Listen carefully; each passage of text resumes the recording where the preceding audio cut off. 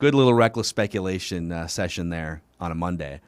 Let's get to some statements here. Every Monday, we deliver all the things that we observed over the weekend, be it in Minnesota sports or in Declan's case, I'm guessing, at a wedding he was at. I got one. Probably has an observation. I'll wait for it. Yeah. Got to build it up. That's what we do in the business. He's got 1 and 3 that he can't talk about. But let's start with Judd. Judd, lead us off here on statements, wherever you want to take us. All right. I would like to advance the Byron Buxton conversation from why wasn't he playing and what's going on here, and then he comes back and plays in Texas and was great. And the Twins have won 4 consecutive games. Now keep in mind 3 of them were against the Rangers, who are worse than the Twins, and Texas is terrible. So we do need to calm down a bit. I saw some tweets about this might be it. Are the Twins okay? Let's calm down. But here's my statement: Byron Buxton needs to be playing at anything above 65%. All right? And here's why. Unless it's a concussion, because if it's a head, that's different. But bodily wise, if he could play, if he's 65% or above, he needs to play. Because why treat this guy with kid gloves? First of all, he's not young now. He's not a kid. It's not like, oh my God, he's 22. You're going to ruin him if you play him. That's not true now. And until he breaks down because of that, there's no reason not to play him. Sorry, that was my fault. Continue. No worries. No worries at all. Thank you, Batman. But anyway, Byron Buxton needs to be playing if he's 65% or above, because he's good enough at the plate now. There's enough other things. Oh, he can't run 100%. Okay, I don't know that I particularly care if he hits home runs. So let's just establish this. 65% or above, and I'll even let him tell me. I don't care. Byron Buxton's now playing. Let's get way away from this. If he's not 100%, Byron can't play. Well, I think what's weird is, so he goes and does his rehab stint in St. Paul, and he triples. Maybe he wasn't running 100%. It sounds like they did some sort of he hit a ground ball and was running to first base and wasn't running 100%, but wanted to play. Didn't want the rehab stint. Just because I'm not 100% doesn't mean I can't play. My bat's hot. I just want to get out there and help the team. And he's also very aware of the public perception, which is that he's fragile. I mean, it's not even just a perception. It's a reality. He's one of the most fragile, injury-prone players in Major League Baseball. So he wants to play after that rehab stint.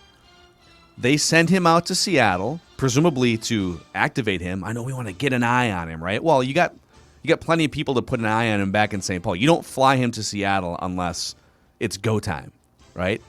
Mm-hmm. So I think my question is, did he really, from the Wednesday in Seattle to the weekend, go from, oh, he's not 100%, we have to sit him, and he's not throttling that? Phil Miller from the Star Tribune was an eyewitness on Tuesday. Oh, he's not running full speed in the outfield, and then all of a sudden Friday rolls around and he's fine, and he's hitting home runs again. What happened between Tuesday and Friday? Why didn't he play in Seattle? Oh, we just want to give him a couple extra days. It smells fishy. And here's the other thing. Okay, maybe this was all on the up and up, and maybe they just wanted to give him a few extra days, and that's fine. But I'm of the belief when a season train wrecks like this, and I got a couple statements in relation to this too that we'll get to, but when a season train wrecks like this, question everything. They don't deserve the benefit of the doubt. The front office, the coaching staff, this has been, whether it's free agent acquisitions or whether it's some of even the smaller little trades that they've made, almost everything has gone sideways this year. Byron Buxton is on the record a couple times throughout the last few years being upset with the organization. Why are we just taking the word at face value that, listen, everything's fine here? Do some digging on this mentally, fans, reporters. Why is this thing going off the rails? Is it just bad luck? Or is it bad decision-making? Is there some bad chemistry behind the scenes? Is there some, there's more to it than, well, I don't know, they're just having a bad year. I don't know. I'm just questioning everything, and so that's why I've been so skeptical this week. He didn't get healthy in 2 days. That's ridiculous. He could have played. Look, he's playing hurt now. He ran out a ball early in Sunday's game at first base, which was, of course, because he's so fast, a bang-bang play, right? As he got to the bag, he did sort of a weird hop step, and you could tell he had tweaked it. I'm sure it hurts. His hip just bleeping hurts, okay? Yeah. He is so defensive now, and rightfully so, that he couldn't get away from Tommy Watkins, the first base coach, fast enough. Like, he bolted away and went, and that's because he doesn't want Rocco coming out of the damn dugout, and he doesn't want them being like, well, we should.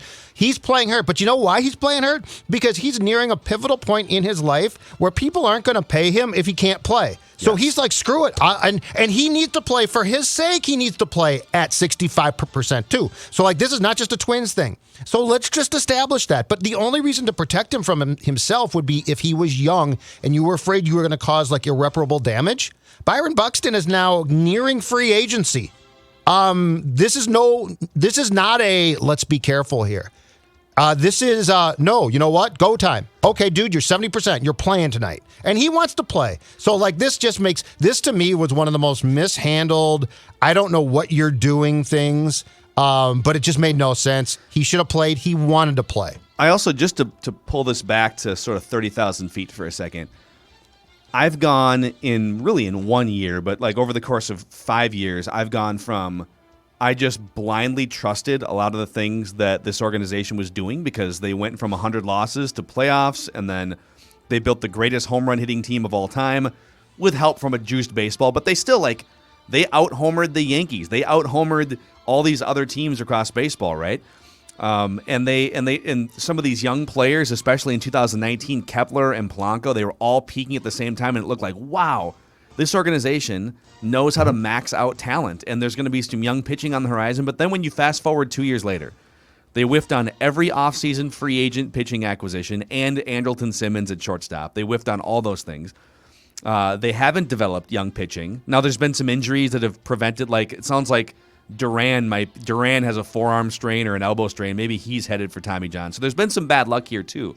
But I guess what I'm saying is I've gone from, wow, these dudes are absolutely like top 5 front office.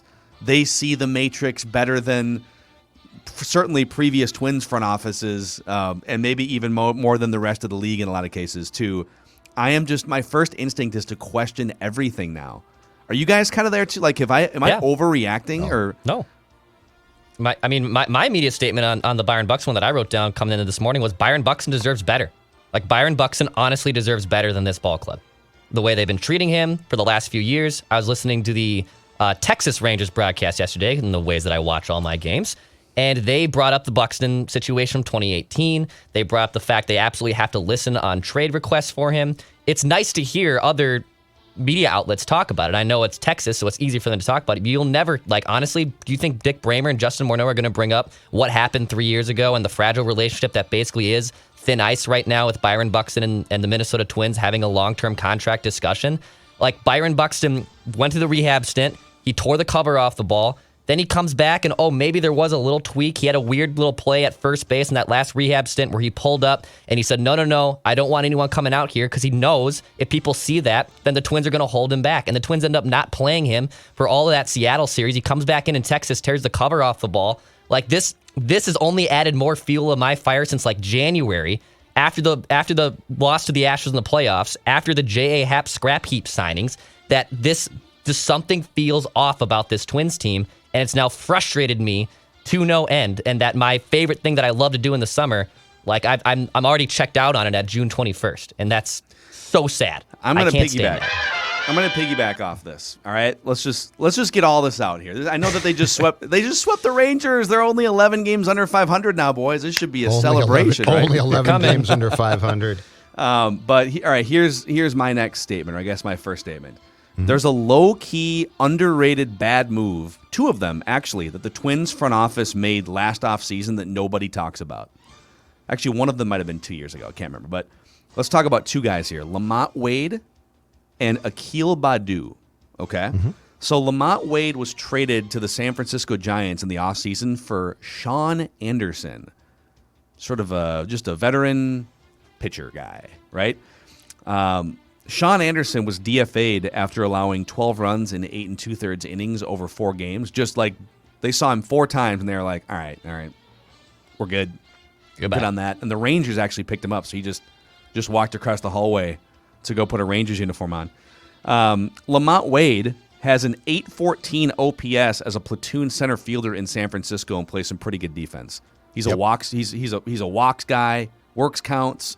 takes tough at bats, and would have been a really, really rock solid number 4 outfielder for a team that I think is like down to 6th on the depth chart for outfielders right now. They've had some issues filling that spot. Also, Akil Baddoo for Detroit, an 853 OPS. He's a former second-round pick by the Twins just 5 years ago, okay? Now I can see like Lamont Wade. I think he was a 9th-round pick, Big Ten college baseball player, so maybe the ceiling wasn't too high on him.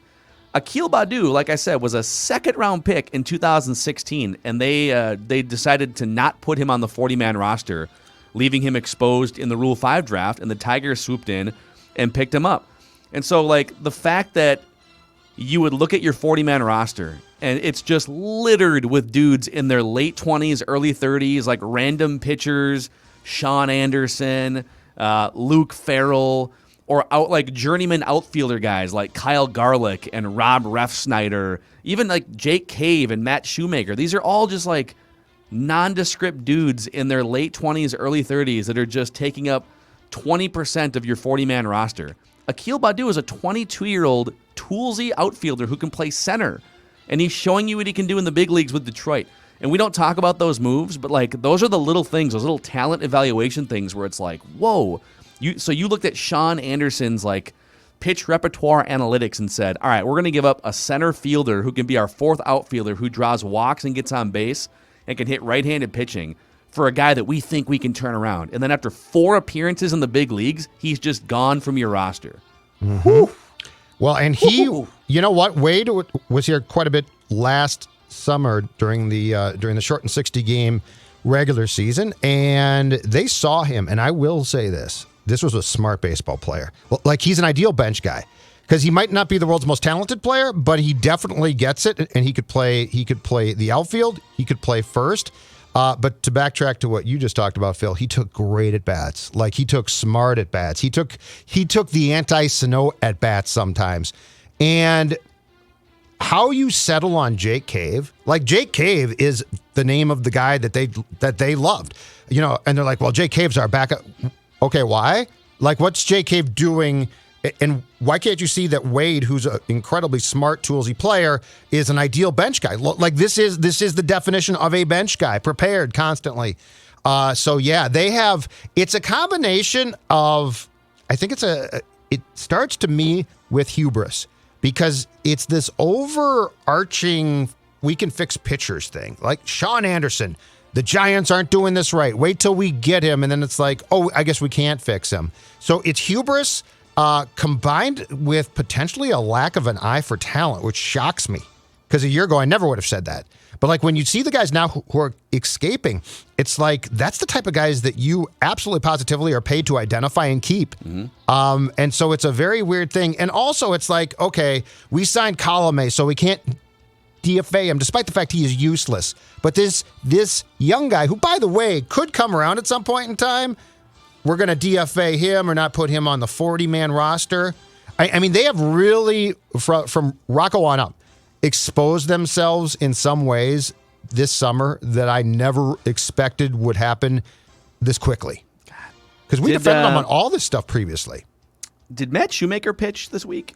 No. So and why he's just been on the roster? He's just been traveling around? I'll do that. I can do that. Yeah, I have no idea why he's there. But I mean, how did he survive his last start?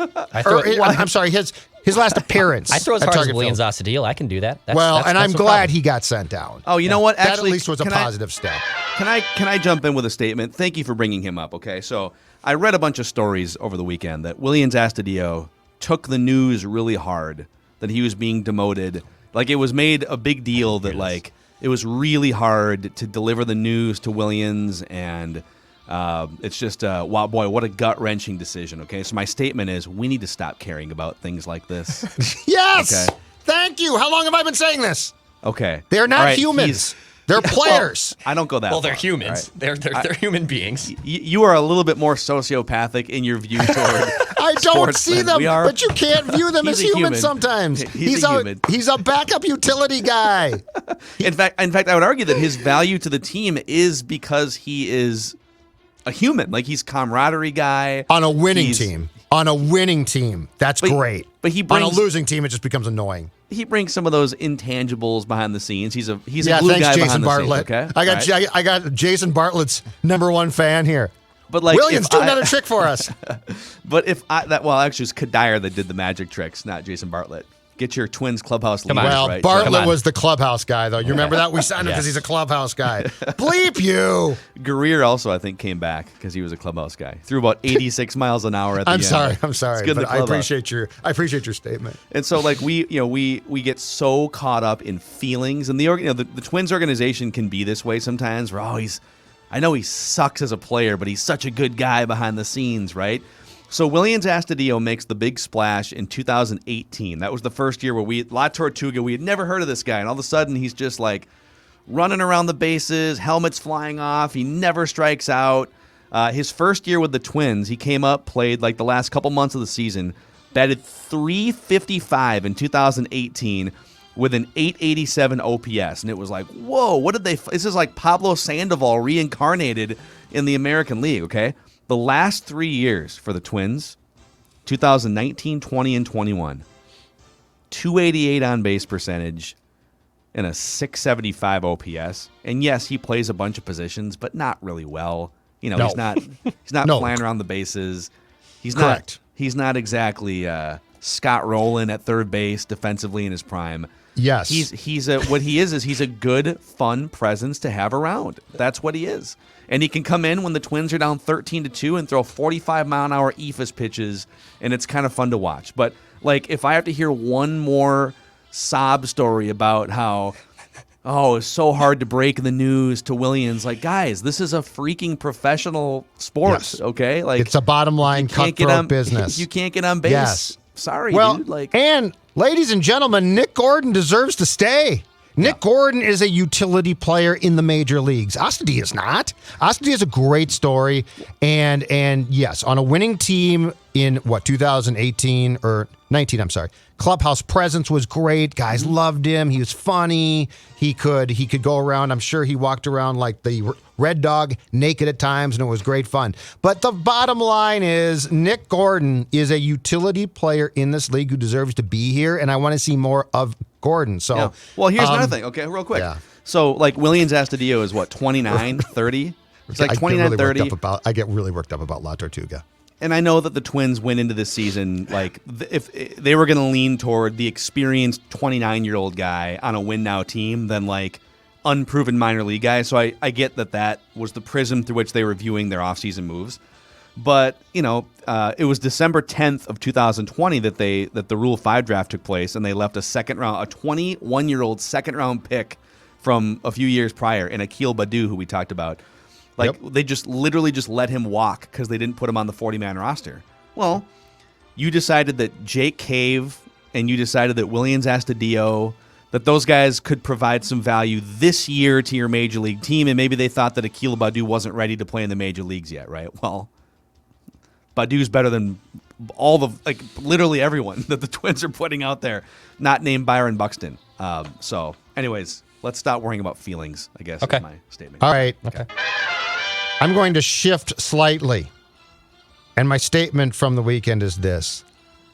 We know better. We know better. Friday night. Kevin Weeks, NHL Network, soon to be ESPN. His agent when he was a goaltender is Kirill Kaprizov's agent now, okay? And the agent clearly told Weeks negotiations with the Wild are not going well. In fact, they're pretty much dead right now. So I want you to sound the alarm, all right? And the immediate response from a lot of people is like, Kirill Kaprizov has, you know what? Yeah, he is technically some type of National Hockey League free agent, but the reality is he can't sign with another team, blah, blah, blah. And the threat that we tweeted about was, could Kirill go back to Russia? Because he was in Moscow this weekend for a wedding, just like Declan was here at one, all right? But where we know better was a lot of people summarily dismissed it, and they're like, he's not going anywhere, he's staying here, he's in control, and here's why. He wants a short-term contract, 2 or 3 years. In 3 years, he will be a free agent, and he can walk. I I don't think he's going back home, but I will say this. I don't know anything about his personal circumstances. We don't know a thing about him. He spent the year here in a pandemic in his apartment, okay? I don't know. He's 24. He might love mom and dad. Who knows? But anyway, we know better in this state than to assume anything. What are we doing? The North Stars left.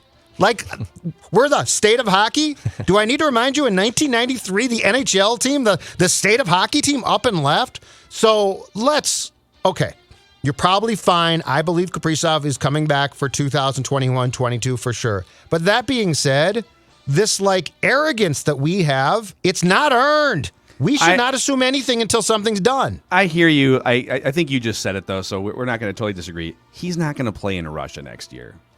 He's not going to play in Russia next year. So it sounds like the question is, he wants a 2 or a 3 year deal so he can be a free agent in his prime again. And the Wild are like, dude, we want to sign you forever. You know, the Zach Parise Suter contract, if we could do that again, we would do it for you. We love you. Yeah. So how do you think? I mean, realistically, do you think they sign him to a 3 year deal and then? I think they're gonna. He's in complete control. He's gonna get what he wants. I think he comes back. But that being said, if they could get him signed to a 5 year contract, it's a huge win. Yes. 8 years ain't happening. 3 years is probably going to take place. But I'm just saying, from as far as our perspective goes, sports fans in this state, I hate when we get haughty about, this guy won't do this or what. Do you know how many times we've been burned? Yeah. Neil Broughton played some time in Germany once. I mean, this whole notion of, we act like we're Boston or something. Yeah, it's weird. We don't have titles. We don't really have cred. Randy Moss got traded. So I'm just saying, I'm fine with saying I think he's coming back. But this whole notion of, this was going to happen, it's no big deal. It's like, okay, you might want to back off that a little bit. I get frustrated with the fans who dismiss things. We don't have the credibility to dismiss anything. Worst case is always the assumption. Assume the worst, hope for the best. The Judd Zolgad model. Exactly. Assume the worst, right. Hope for the best. I think we're back to ahead. Declan here, whose next statement is going to be presented by Federated Mutual Insurance Company. I don't know if they have wedding drunkenness insurance. I don't think they do. I'll get there. But they definitely have insurance to help your business, give you peace of mind, risk management resources. During this is severe weather season, and so electrical outages can be a thing and interrupt your business. They can disrupt machinery, phone, security, computer, refrigeration systems. You don't want that to happen. So go to federatedinsurance.com and check out the various tools and risk management plans for weather emergencies. And again, at Federated, it's our business to protect yours. Well, my statement on Kirill is going to be don't panic yet. Don't panic yet, because I don't think it's ready to sound the alarm necessarily on it. I don't think the alarm's going off yet. I told Judd on Saturday morning, pre-wedding, when my head was still in a decent spot, because Friday night was also a night, that my panic level on the 1 to 10 scale, 1 being the least panic, 10 being I'm jumping out the window and sounding all the alarms, was a 3. It was a 3 in this Kirill Kaprizov contract talks being cold situation. It's a 3. I still think the deal gets done. It's probably, like Judd said, I think it's probably a 4 or 5 year deal with a ton of money up front. And then he can cash in again at 28, 29 for a very lucrative deal with somewhere else. And also, if the Wild do not contend or win a Stanley Cup in the next 4 years, well, this is it. Like, the window is starting now. The problem is you can't assume necessarily that, this was only the start and things are only going to get better and this was going to be the worst year of the Kirill Kaprizov era. You can't assume that, because you never know what can happen in sports with injuries and just ineffectiveness and goaltending being volatile. There's a lot of things at play that go into that. But at the same time, the window is open right now. The West is wide open for you to possibly make a run if you get the right center and right pieces in here this summer to put the team over the top, because I do think the Wild are on the come of that. So don't panic yet. It's not a sound the alarm situation, but the window between 4 to 5 years is going to be the most likely window the Wild actually win a cup. It's not 8 to 10 years down the road. Yeah, I mean, basically with hockey players, sometimes depending on the style of player, they can carry skills into their late 20s, early 30s. But like the age that Kaprizov is now, and then for the next 4 years, this is the peak of his physical powers.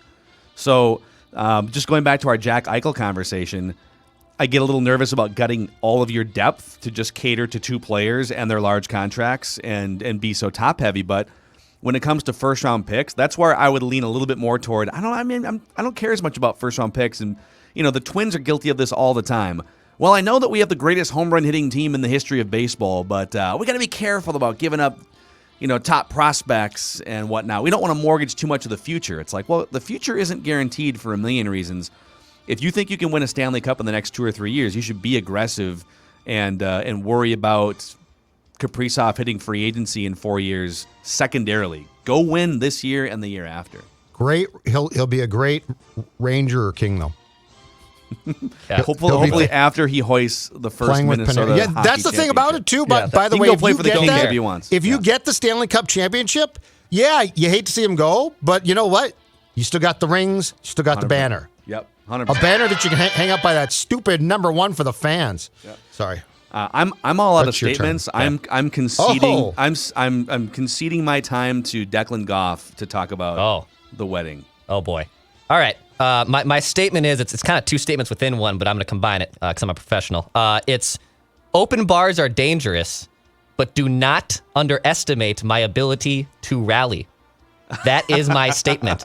Open bars are extremely dangerous at weddings. I told Judd off the mic on Saturday. So the comped beverages at this wedding open bar were Moscow Mules. Funny enough, we're just talking about Kirill Kaprizov. This is what I said. Yeah, comped, and then old fashions. What? No. Yeah, that's exactly. That's what I said. Get dangerous. out. Dude, Get out. The call's coming from inside the house. Bolt.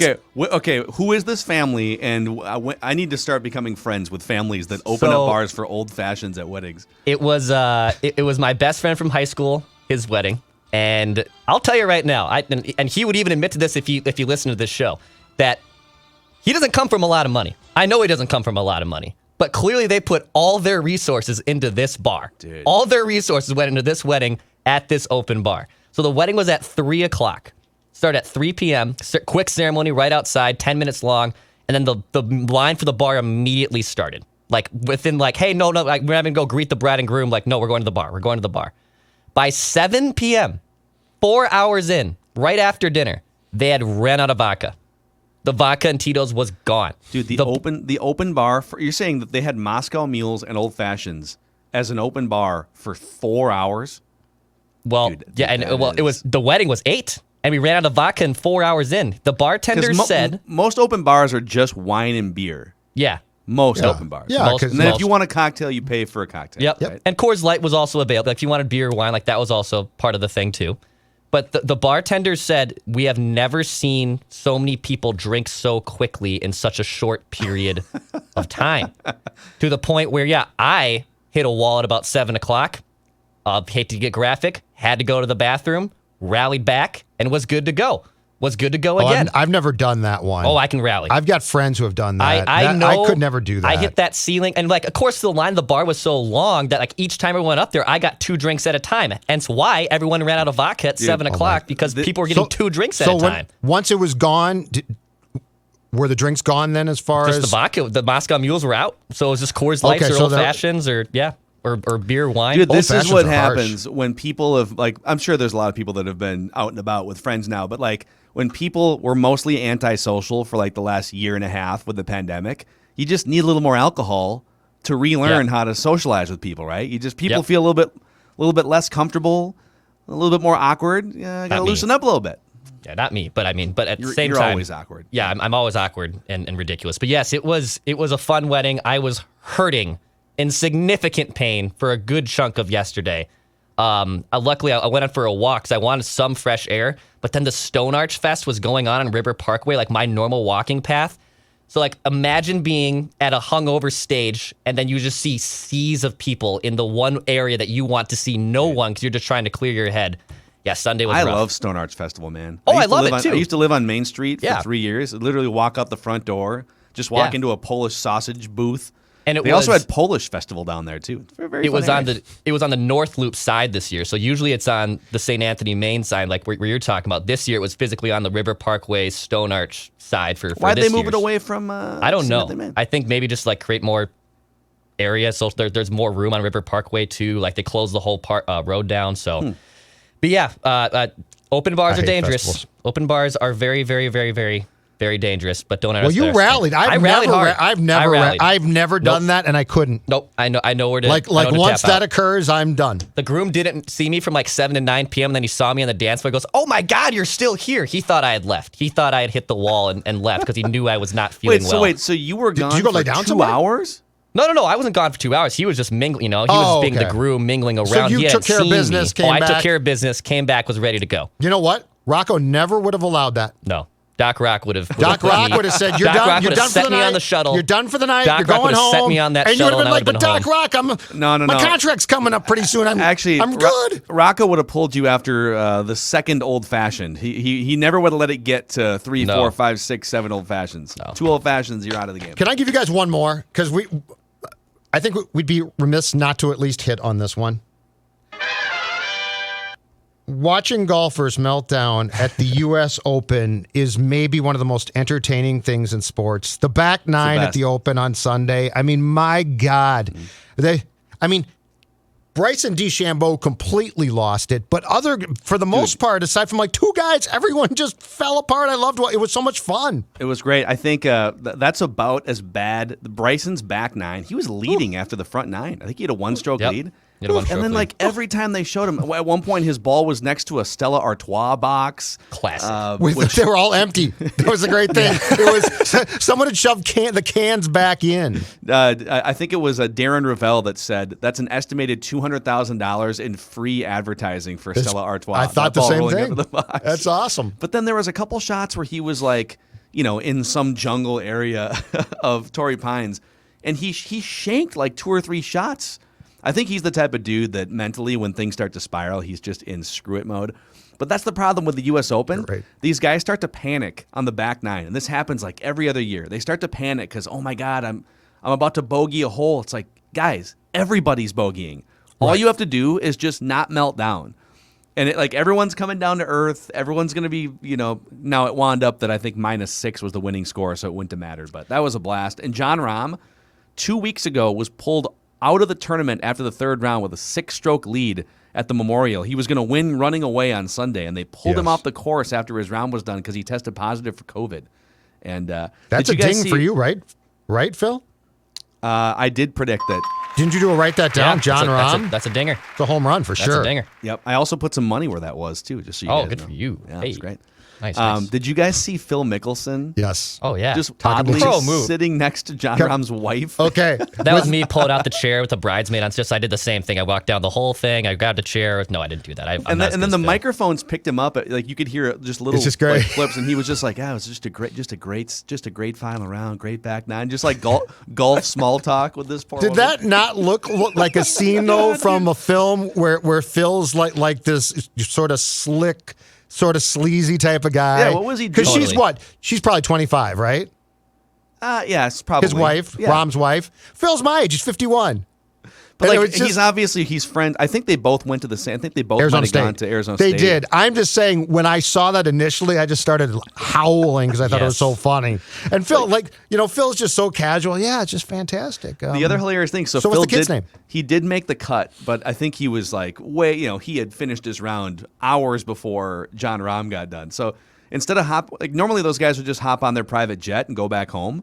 Not so. But he was just hanging out, watching Jon Rahm. Maybe he wanted to congratulate John, or maybe he wanted to sit next to John's wife. That's how it came off, and it was funny. It was hilarious.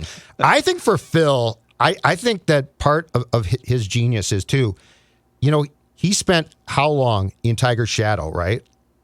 And now he's sort of in some ways a face of golf.